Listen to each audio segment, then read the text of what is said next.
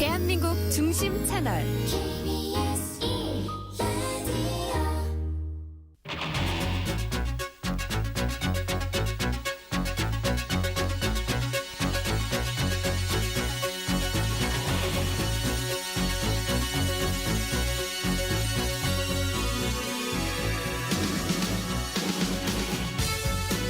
안녕하십니까. 성기영의 경제쇼 아나운서 성기영입니다. 금 선물 가격이 4개월여 만에 사상 최고치를 기록했습니다. 미국 관세 정책의 불확실성과 미국 연방준비제도가 이달 기준금리 인하에 나설 것이란 기대감으로 연일 최고치를 기록하고 있는데요. 여기에다가 밤새 전 세계 주요국 국채 수익률이 크게 오르는 등 채권 시장까지 출렁이고 있습니다. 이렇게 금융시장의 변동성이 커진 데는 트럼프 대통령이 지난 8월 말 리사 쿡 연준 이사를 해임하는 등 금리에 대한 통제권을 강화하려고 하기 때문인데요.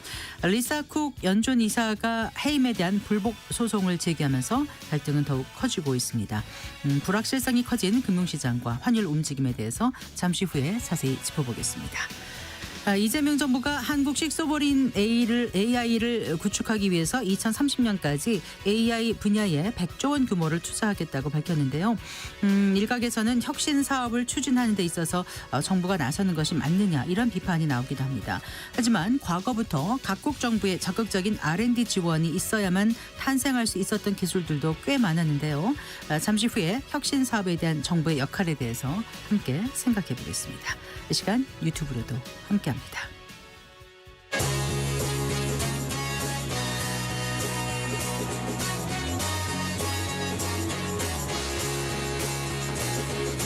경제 시야를 넓혀드립니다. 투자의 지름길을 안내합니다. 돈 되는 정보를 발견하는 시간. KBS 1라디오 경제쇼. 먼저 오늘의 주요 경제 뉴스부터 살펴보겠습니다. 경제 뉴스 브리핑 손석우 경제평론가와 함께합니다. 어서 나오십시오. 안녕하세요. 안녕하세요. 국내 증시가 이틀 연속 상승세로 마감했네요. 네, 그렇습니다. 상승폭이 크진 않았지만 그래도 이틀 연속 오르면서 코스피의 경우에는 3,180선을 회복했다. 이런 의미를 부여할 수 있겠습니다. 네. 오늘 증시는 사실 상방 요인, 하방 요인이 좀 뒤섞인 장이었고요. 매매 공방도 좀 있었고 하지만 오를 수 있었던 건 외국인 매수세가 이제 확대되면서 네. 지수는 빨간불을 켰습니다. 코스피는 0.38% 상승한 3,184.42에 코스닥은 0.35% 상승한 796.81에 각각 거래를 마쳤습니다. 네. 간밤 뉴욕 증시가 하락세로 마감을 했습니다. 예. 장 초반에는 이를 반영해서 좀 혼조세를 나타냈습니다. 이 뉴욕 증시가 왜 하락세로 마쳤냐를 봐야 되는데 일단 트럼프 행정부의 상호관세가 위법하다라는 판결을 받고 네. 그다음에 하루 휴장을 하고 그다음에 이제 재개된 장에서 이 영향이 지금 투심을 누르는 요인이 됐습니다. 네. 이걸로 인해서 이제 관세 정책에 대한 불확실성이 불거졌고 이에 따른 미국 재정 부담 또 다시 부각되는 양상이었고요. 이로 인해서 또 미국 국채 금리가 장기물 중심으로 다시 또 오르면서 전반적으로 네. 주가의 부담으로 작용한 것. 여기 지금 유럽도 프랑스와 독일 같은 경우 재정 부담 우려가 커지면서 지금 유럽발 국채 금리도 좀 오르고 있는 이런 양상입니다. 네. 그래서 이런 전반적인 환경들이 투심을 전반적으로 제한하는 요인이었고요.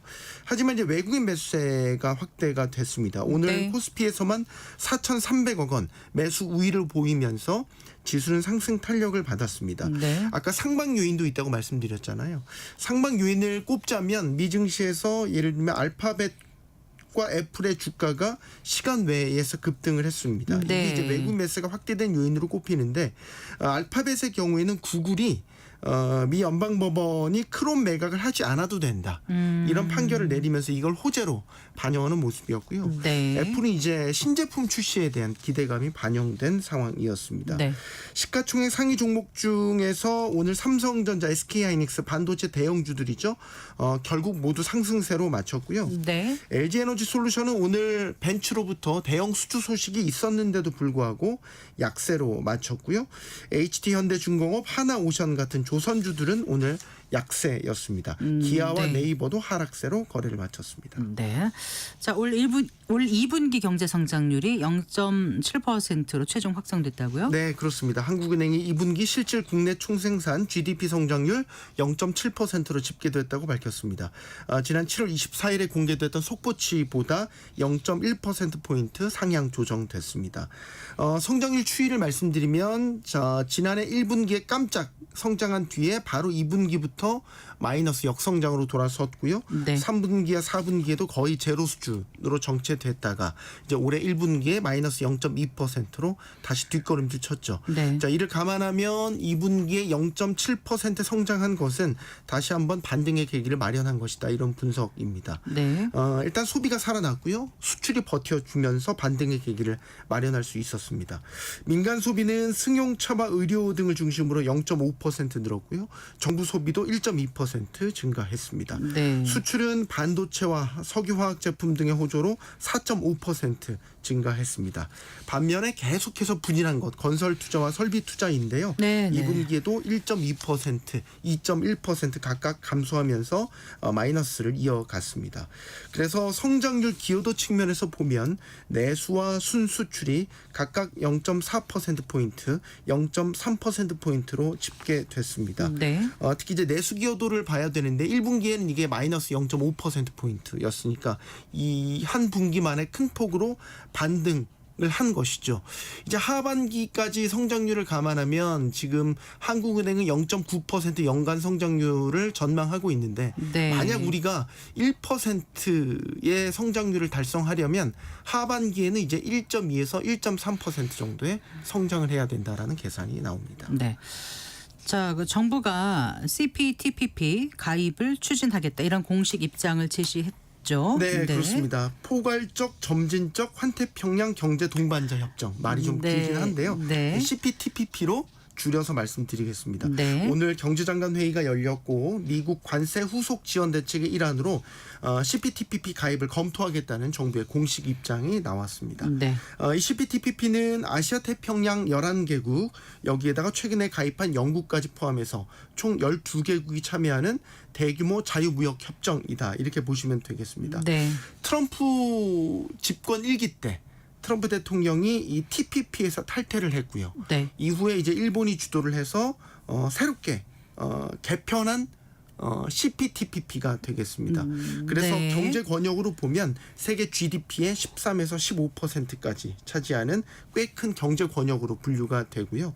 회원국 간 무관세 원칙, 경제 전반에 걸친 높은 자유화 수준을 목표로 하고 있습니다. 자, 우리나라는 문재인 정부 시절에 CPTPP 가입 검토 방침을 공식화했고 이후에는 추진을 검토하고 있다라는 일관적인 입장은 유지하고는 있지만 사실상 네. 가입 동력은 잃은 상태다 이렇게 봐야 되겠습니다. 그럼 이번에 다시 가입을 추진하게 된 배경은 뭔가요? 이제 이재명 정부에서 다시 CPTPP 가입을 추진하는 거는 아무래도 이제 미국 관세 정책 또 최근에 미중 무역 갈등으로 인해서 전반적인 자유무역 기반이 크게 흔들리고 있는 상황이죠. 더욱이 이제 미국과 중국만 놓고 보면 우리가 무역 의존도가 가장 큰 두 국가지 않습니까? 그래서 한국으로서는 더욱이 대무역 환경의 불확실성이 커진 상태죠.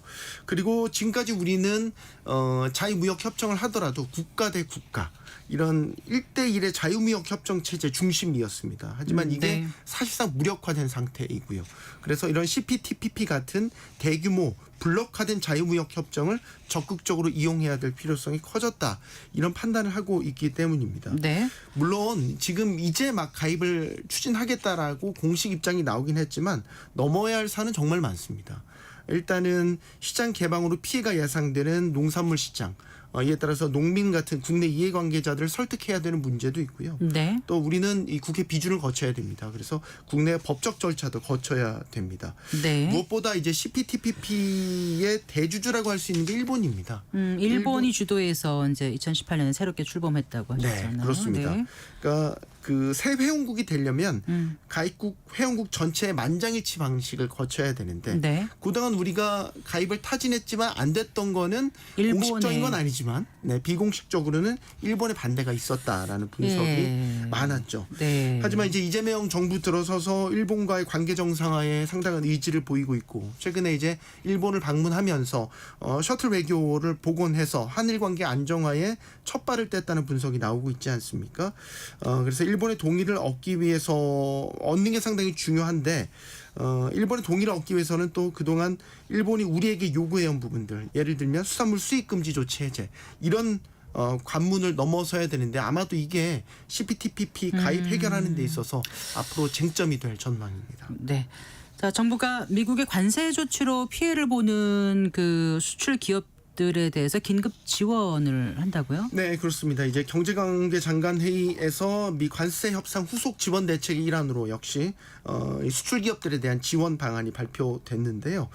정부는 우선 관세 피해 기업의 경영 안정을 위해서 긴급 경영 자금 지원을 대폭 확대합니다. 산업은행이 저리로 운영자금 대출을 지원하는데 이 상한을 중소기업의 경우에는 현재 30억 원에서 300억 원으로 중견기업은 50억 원에서 500억 원으로 각각 10배 높이고요. 네. 대출 금리도 2, 3% 수준에서 추가로 0.3%포인트 인하 조치합니다. 또 관세 피해 수출 기업의 유동성 확보를 위한 무역보험 규모는 역대 최대인 270조 원 규모로 확대하기로 했습니다. 네. 이 무역보험이라는 거는 이제 기업들이 수출입거래에서 발생할 수 있는 신용위험이나 환율 변동에 대비해서 손실을 보상해주는 그런 네. 보험이 되겠고요. 또 이런 무역보험을 담보로 금융기관으로부터 대출을 받기도 합니다. 네. 앞서 정부는 범부처 비상수출 대책에서 256조 원 규모의 무역금융을 공급하겠다고 밝힌 바 있는데 이번 대책에서는 270조 원으로 14조 원 더 늘린 것입니다. 네. 그리고 50%의 고율 관세를 맞는 그 철강 관련 수출 기업들에게는 또 별도의 지원책을 시행한다면서요? 네, 그렇습니다. 철강, 알루미늄, 또 구리, 그 밖에 이제 각종 파생 상품 수출 업체를 위해서는 네. 총 5,700억 원 규모의 특화 지원책을 시행합니다.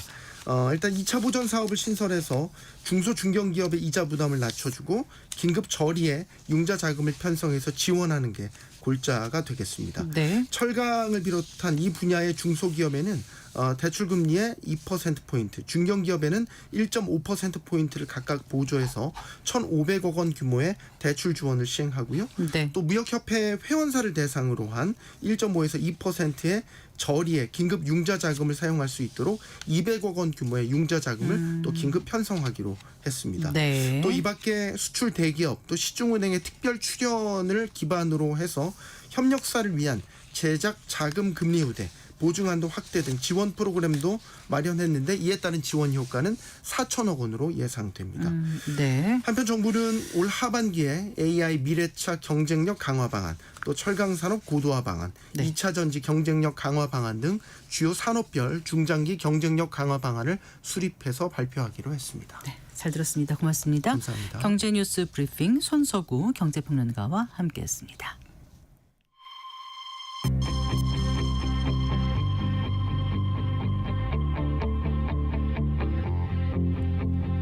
경제 전문가의 원포인트 레슨.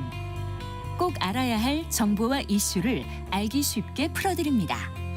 대한민국 경제 고수와 함께 투자의 맥을 짚는 KBS 일라디오 경제쇼. 진행의 성기영 아나운서입니다.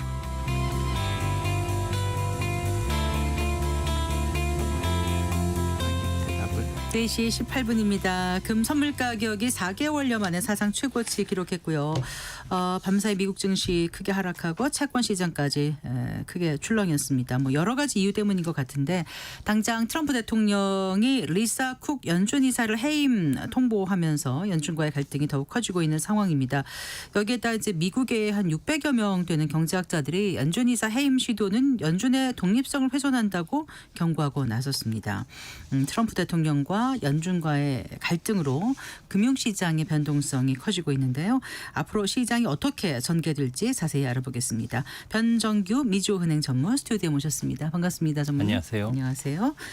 지난달 말이었습니다. 리사 쿡 연준 이사를 트럼프 대통령이 해임 통보했는데 이게 연준 역사상 처음 있는 일이라면서요. 뭐 해임 통보는 처음이라고 이렇게 하네요. 네. 네, 저도 이제 처음 들었어요. 근데 다른 사람들 미국 사람들한테도 물어보니까 자기네들도 처음이라 찾아봐야 된다. 그러더니 처음인 걸로 확인됐습니다. 네. 그리고 이제 더 재밌는 것은 뭐냐면 최근에 이제 금리 인하에 대해서 굉장히 금리 인하를 빨리 안 하니까 파월 의장이나 연준이 거기에 대해서 굉장히 심기가 안 좋지 않습니까? 트럼프 대통령하고 베센트 장관이. 네. 왜냐하면은 금리 인하를 안 하면 그만큼 미국 정부가 이자를 많이 내야 되고 그러니까요. 이자를 많이 내면 미국 지금 부채 문제 때문에 지금 미국이 뭐 파산한다 이런 말까지 있는데 그렇게 되면은 부채를 감축하기가 더 어려워지니까 네. 이렇게 좀 무리수를 두면서까지 리사 쿡 의장을 아직 뭐 기소되지도 않았거든요. 네, 밝혀진 네. 것도 없고 네. 그래서 이제 리사 쿡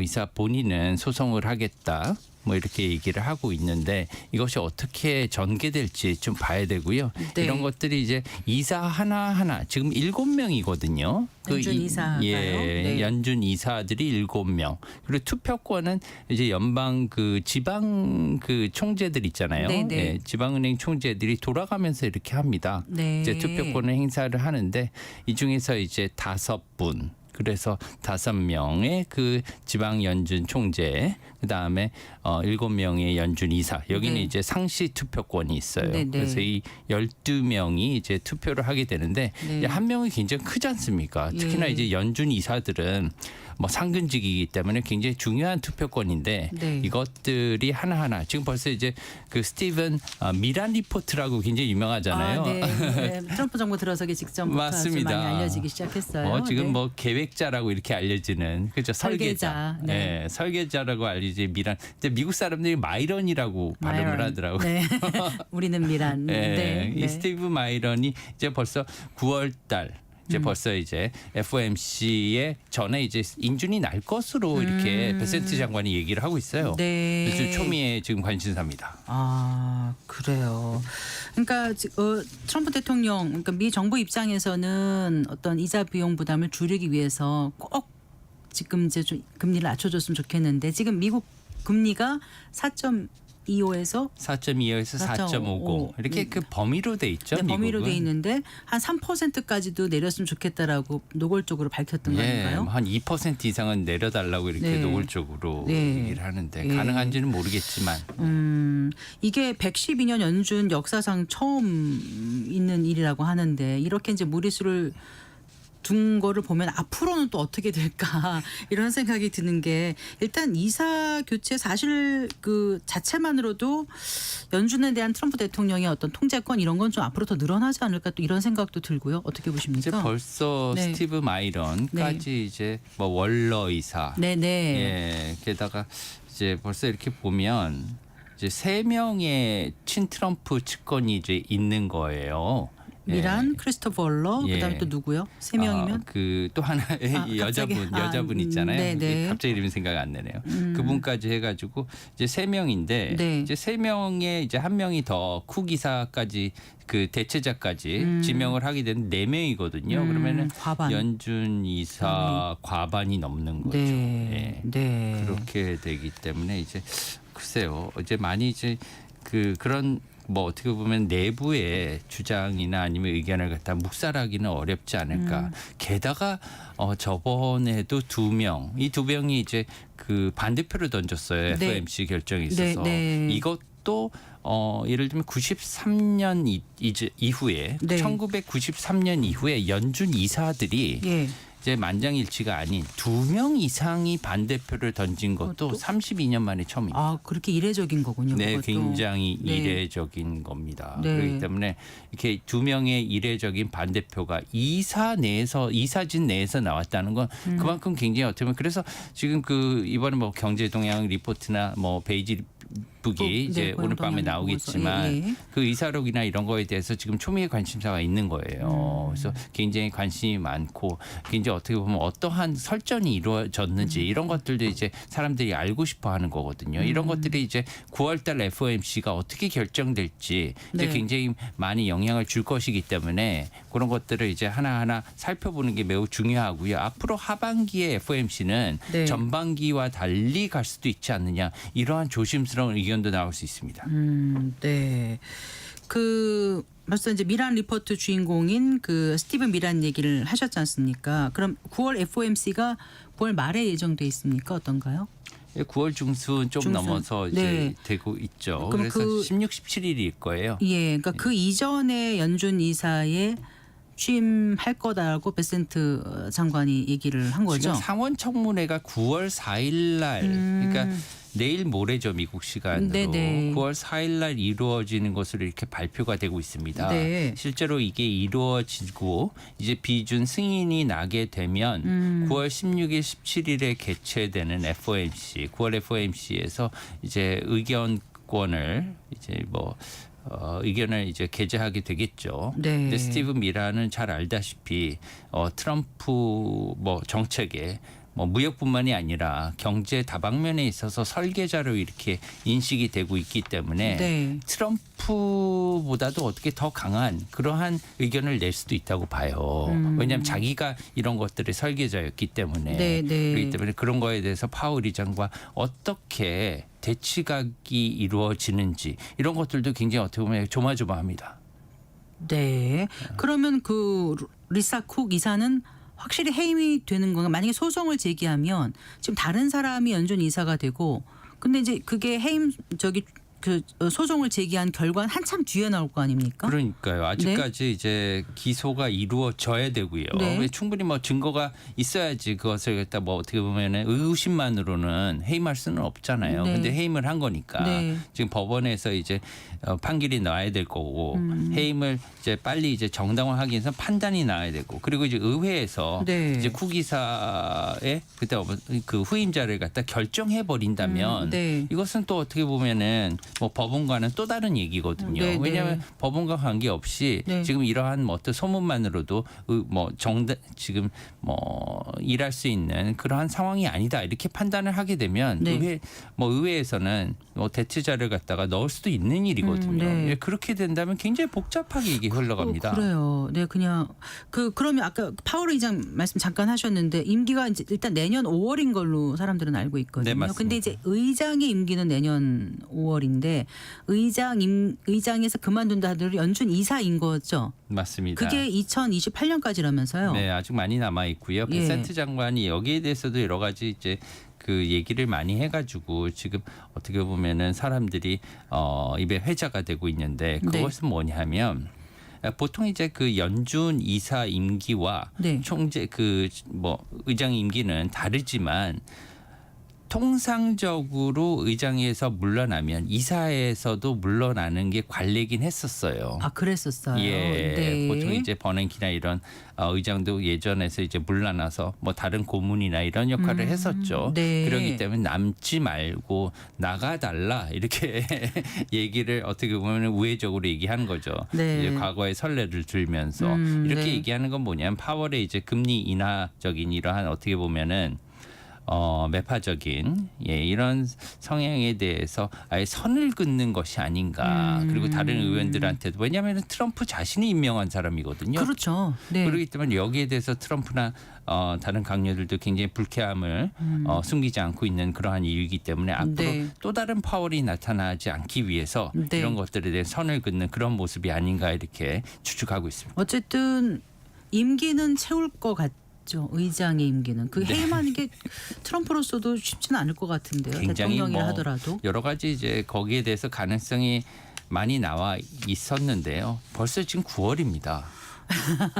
네. 올 상반기에 벌써 트럼프 대통령이 해임하겠다고 얘기한 게 네. 벌써 이제 한 반년이 지나갔어요. 네. 그리고 조금 있으면 10월 이제 연말, 12월 연말이 올 텐데 예. 내년에 한 반년 밖에 안 남은 상황에서 해임을 굳이 하겠느냐. 지금 몇 번 안 남았잖아요. FOMC가. 그렇게 그리고 되면은 이제 지금 이사회 구성도 과반이 맞습니다. 트럼프 대통령이 원하는 쪽으로 간다라면 금리 인하에 대한 정책에 있어서도 뭐 원하는 대로 가게 되면 굳이 그 해임 쪽을 택할까 이런 의구심이 들긴 하네요. 또 한 가지는 이제 그 새로운 이사진이 이제 구성이 되고 가분수 이상의 이사가 이제 친트럼프 인사로 채워지고 난 후에 그 중에 한 명을 새로 뭐 뽑은 이사라든가 아니면 네. 기존의 이사 중에서 이제 한 명을 의장으로 뽑을 거 아닙니까? 이제 의장으로 이렇게 선택할 텐데 그 후임 이사를 갖다가 파월 의장의 만기 이전에 네. 지명해 버리는 거예요. 그럴 가능성이 있습니다. 아 그렇게요. 예, 네. 그거는 이제 위법이 아니거든요.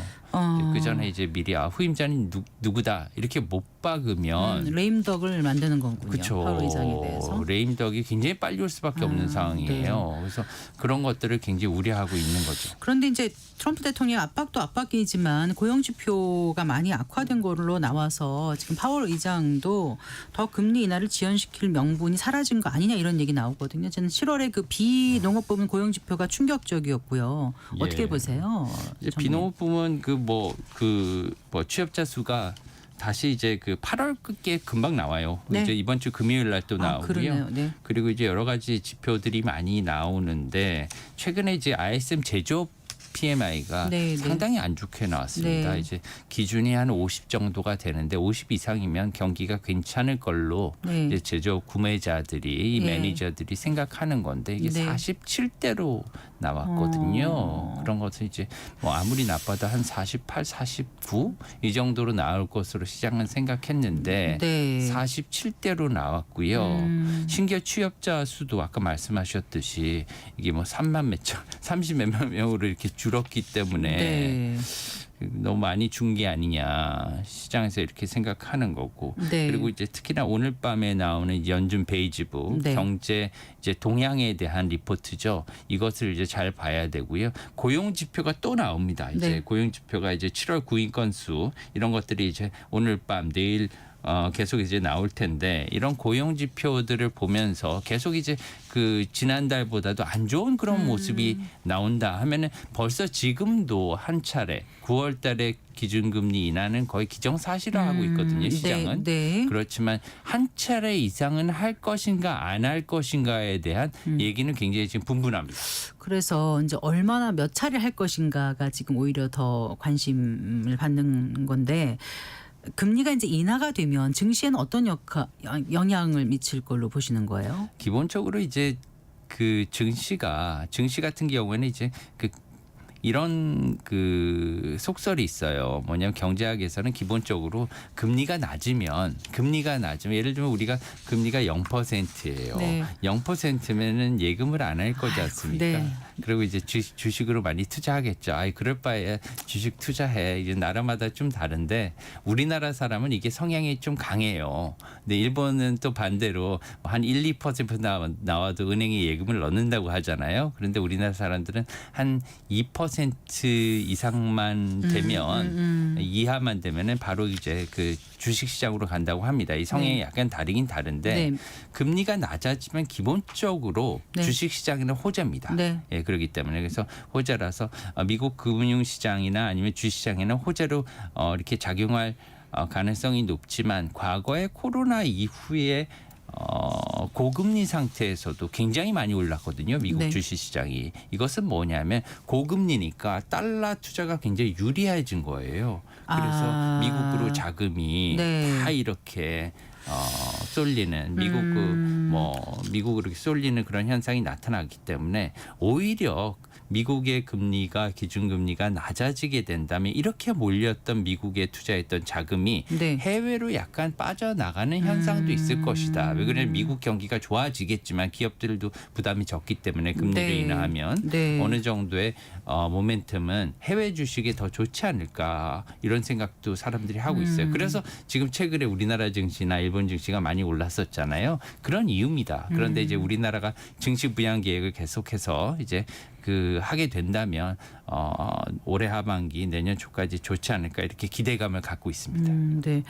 주식 투자하는 데 있어서도 해외 투자할 경우는 이제 환율도 중요한 변수가 될 것 같아요. 맞습니다. 환율 움직임은 어떻게 지금 뭐 예상하십니까? 서학기미들이라고 하반기에? 하죠. 이제 우리나라 미국 이제 주식 투자자들이 가장 그 관심 있는 게 미국의 주가지만 그것만큼이나 이제 관심을 두는 게 이제 환율이에요. 맞습니다. 네. 네, 왜 그러냐 환율이 이제 빠지게 되면 원화 강세, 달러 약세잖아요. 굳이 미국 달러를 사가지고 뭐 테슬라나 아마존이나 이런 미국 주식을 샀는데 미국 주식 가격은 올랐는데 네. 환율로 따지면 예, 별로. 달러 가격이 빠졌어요. 네. 그럼 거기서 손해잖아요. 그래서 똔똔도 될 수 있고 심지어는 마이너스 수익률이 날 수도 있으니까 환율이 내려가면은 조금 손해입니다.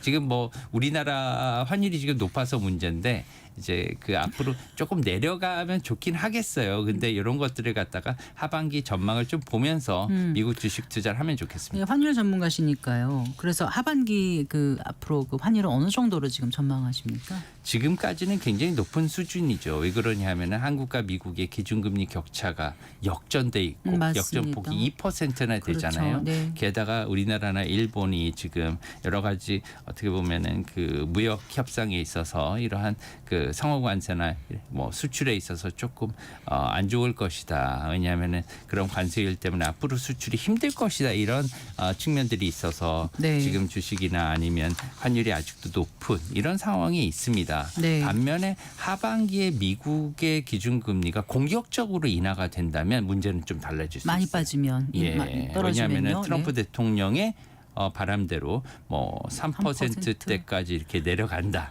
지금 네. 4.5%인데 뭐 50bp 이상, 뭐 4% 이하로 이렇게 내려가게 된다면 환율은 조금 빠질 수가 있습니다. 그래서 네. 1,300원대 초반까지 빠질 수 있는 가능성도 있기 때문에 네. 이 점을 염두에 두고 투자하시는 것도 중요하다 이렇게 봅니다.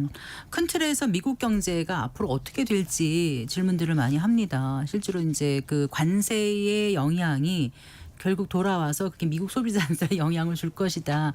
이제 그러면 미국 기업들에게도 영향을 줄 것이고 기업들의 실적을 반영하는 주가에도 영향을 줄 것이고 이렇게 이제 고리를 생각해 보면 연결고리를 생각해 보면 어떻게 그 관세 충격이 있을 거라고 보시는지. 글쎄요. 그게 저는 이제 개인적으로 지금 뭐 기업들한테 조금씩 그 부담은 있겠지만 왜냐하면은 소비자에게 전가되는 그러한 부담을 갖다가 기업들이 가격으로 녹여야 되는 거거든요. 네, 그래서 네. 그렇기 때문에 기업들도 힘들어질 거예요. 소비자들도 더 많은 어떻게 보면은 가격을 부담해야 되는 거고 그만큼. 네. 그렇지만 기본적으로 지금의 유동성은 굉장히 많습니다. 코로나 이후에 돈을 많이 찍었기 때문에 전 세계적으로 유동성은 굉장히 많아요. 그래서 금방 이렇게 안 좋아지지는 않겠다.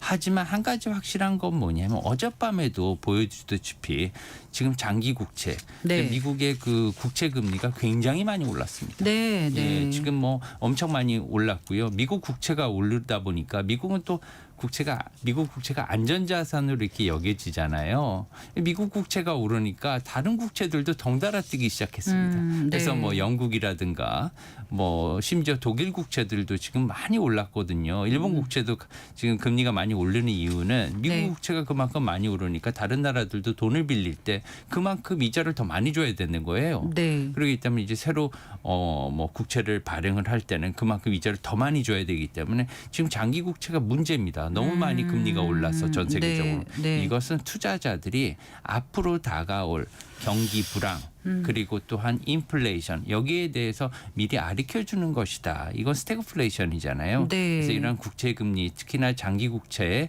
금리 상승은 앞으로 다가올 스태그플레이션을 알려주는 손짓이 아니냐. 이렇게도 좀 조심스럽게 봐야 될 것이 아닌가 이렇게 생각해요. 네, 혼란스러운 금융시장에서 그런 지표들을 좀 눈여겨 보셔야 성공하는 투자로 이어질 것 같습니다. 네, 오늘 말씀 잘 들었습니다. 감사합니다. 고맙습니다. 네, 변정규 미주은행 전무와 얘기 나눠봤습니다.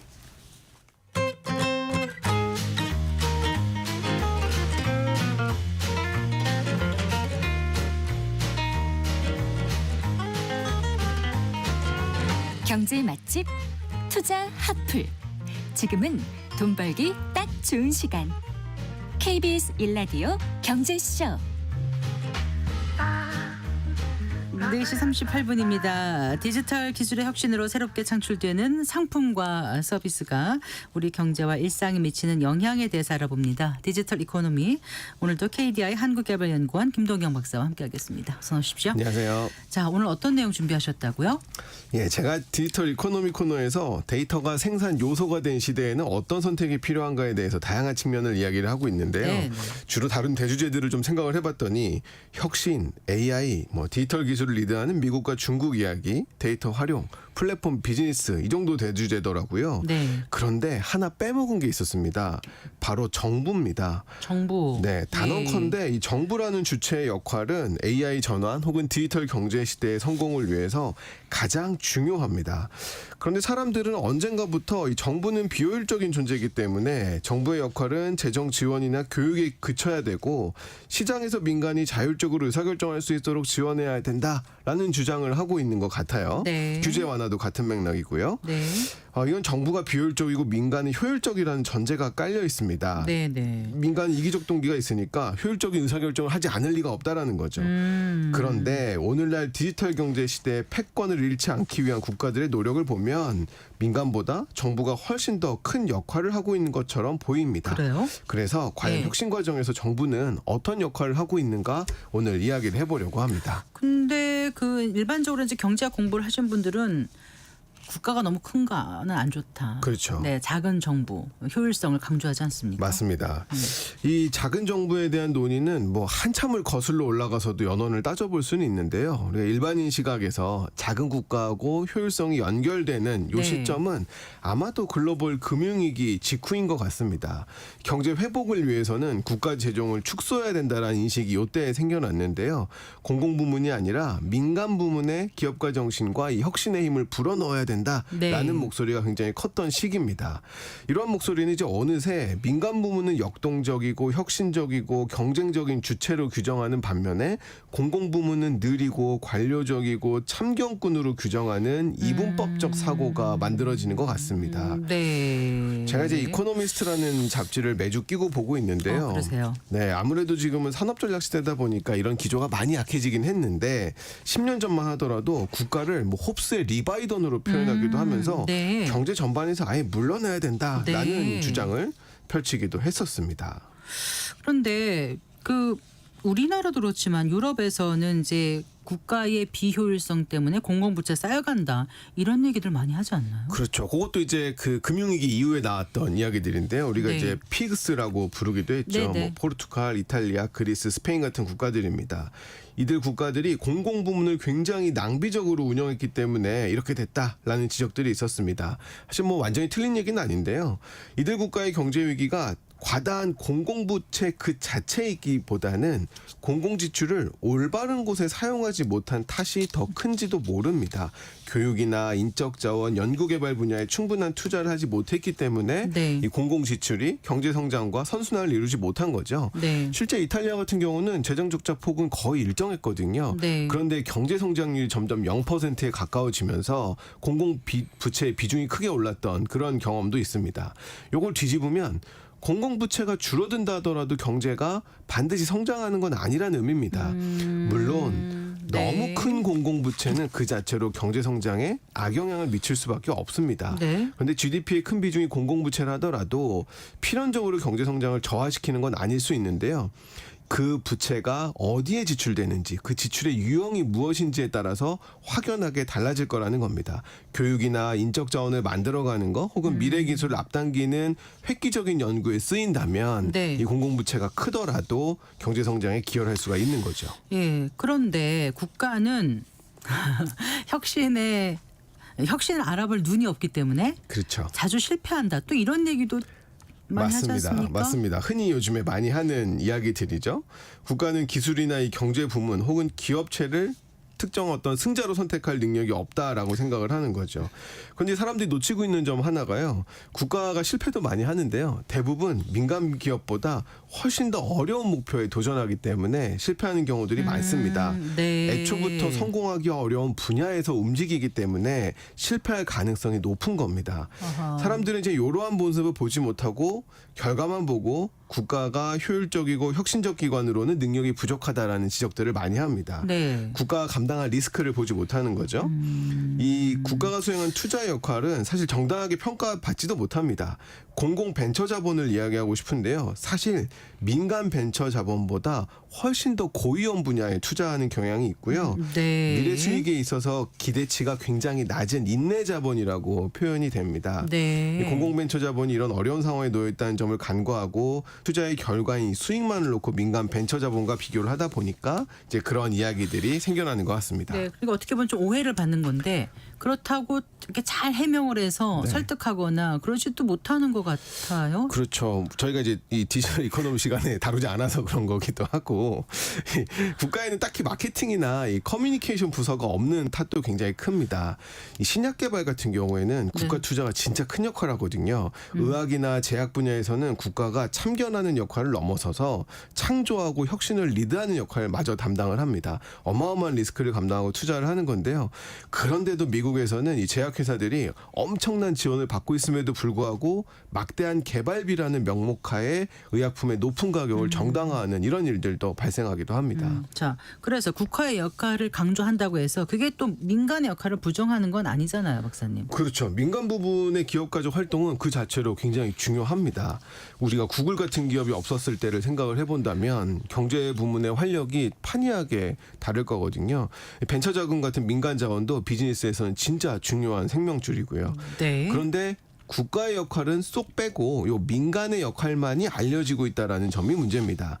실리콘밸리나 생명기술 산업이 출현한 원인을 생각을 해보면요. 사람들은 보통 실리콘밸리는 이 페이스북 같은 중소 하이테크 기업들이 많이 나왔기 때문에 가능했다. 네. 혹은 생명기술 산업은 미국 보스턴이나 뭐 영국 캠브리지에 중소 생명기술 회사가 밀집됐기 때문에 생겨났다. 뭐 이렇게 설명을 합니다. 혹은 다른 질문들도 이제 있는데요. 유럽은 미국보다 왜 뒤처졌냐 이런 거 물어보면 유럽은 벤처 자금이 좀 부족해 이런 답변을 하는 경우들도 많고요. 네. 미국의 빅테크 산업은 왜 발전했냐라고 물으면 미국은 정부가 작고 시장이 크기 때문이야라고 설명을 하기도 합니다.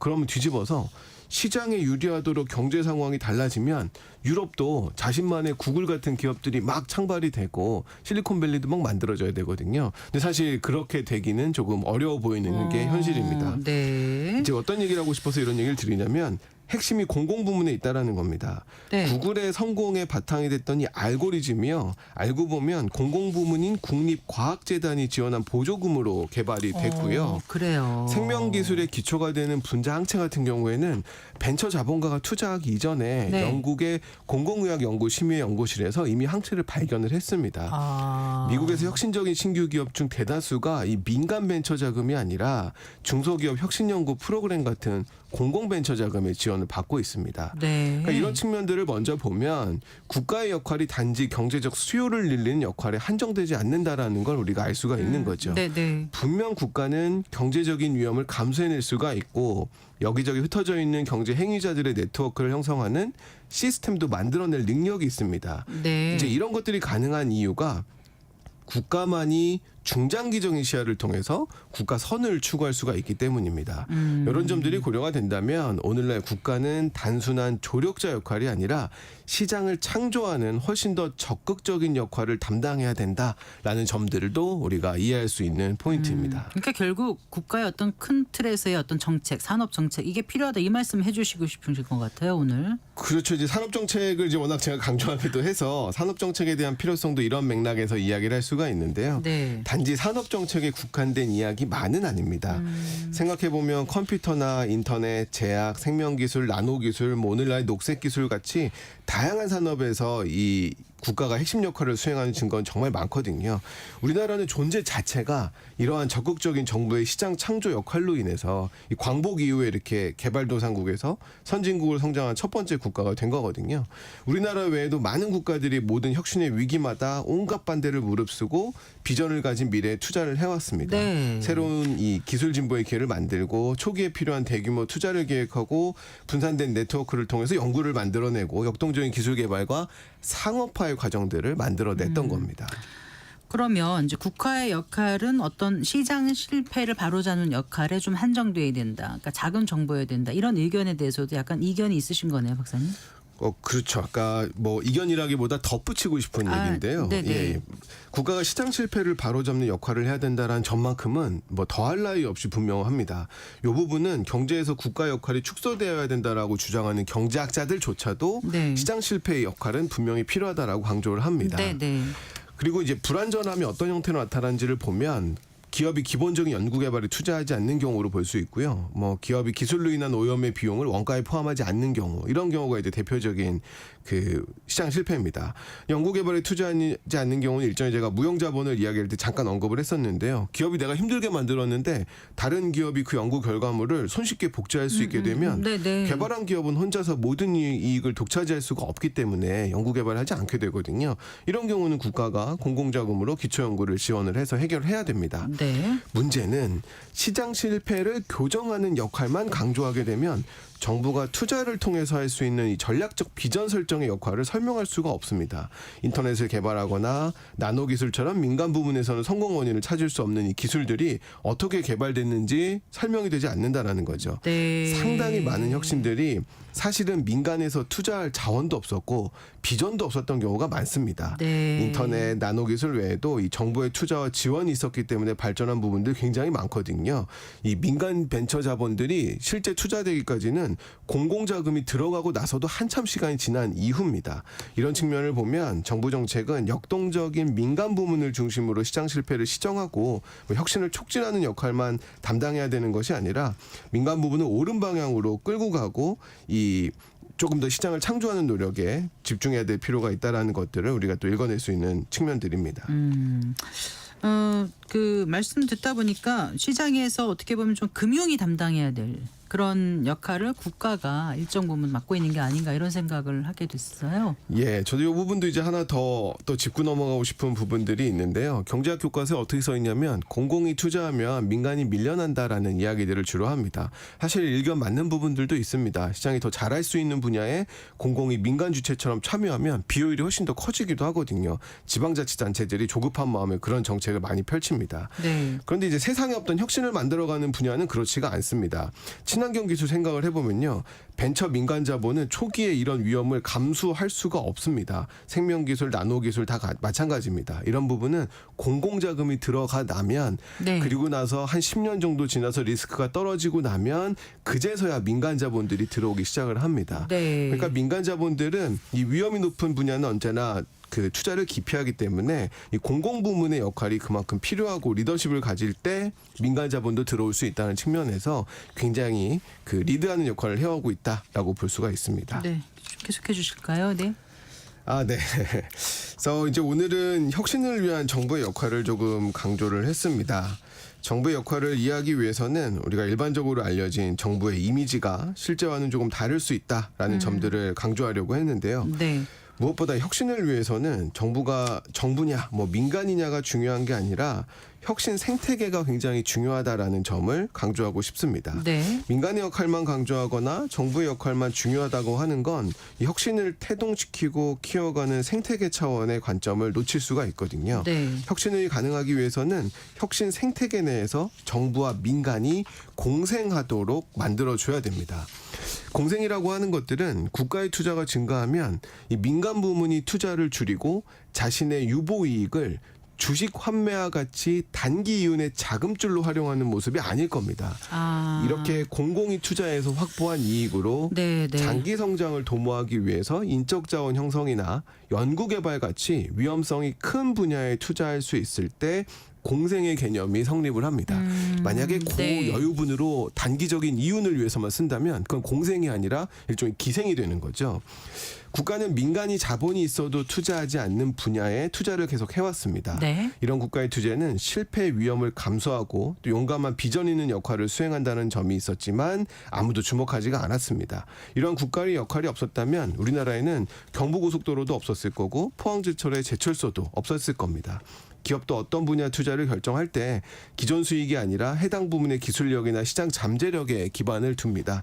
이런 잠재력은 해당 분야의 국가 투자액과 비례할 수밖에 없고요. 그렇겠네요. 네. 이렇게 본다면 국가에서 혁신을 위한 투자를 많이 하기 때문에 민간 부문의 투자가 줄어든다는 논리는 성립하기가 어려운 겁니다. 네. 다만 이 제도가 가진 인센티브가 정부 투자의 증가를 민간 투자와 연결시키지 못하고 있는 것은 아닌지에 대한 점검은 굉장히 필요합니다. 그러니까 정부의 어떤 정책이 생태계를 만드는 데 기여를 할 수 있어야 되는데 정부가 그냥 투자만 하고 있는 건 아닌지 짚어봐야 된다는 의미입니다. 네. 민간만 정부의 정부 역할의 중요성을 알아보지 못한 게 아니라 정부 스스로도 자신들이 얼마나 중요한 역할을 하는지 모르는 경우도 굉장히 많거든요. 네. 결국 정부의 투자는 민간을 대신하거나 민간의 자금을 지원하는 게 아니라 민간도 혁신 부분에 투자하도록 유인하기 위해서 투자한다라는 점을 정부 스스로가 명확히 인식할 수 있어야 됩니다. 네. 이러한 인식을 바탕으로 위험이 큰 혁신 부문의 정부의 투자 증가가 민간 투자 증가로 이어지는 혁신 메커니즘이 구축될 수가 있는 겁니다. 네. 오늘날 공공부채의 이 비율 문제도 혹은 소버린 AI로 대표되는 AI 육성 정책도 모두 이러한 틀 내에서 다시 한번 검토되어야 한다는 점들을 강조하고 싶습니다. 자, 한국식 소버린 AI에 필요한 정부 역할은 무엇인지 생각해보는 그런 순서였습니다. 말씀 잘 들었습니다. 고맙습니다. 감사합니다. 네, KDI 한국개발연구원 김동영 박사와 함께했습니다. 마칠 시간입니다. 성기영의 경제쇼 오늘 순서 여기까지입니다.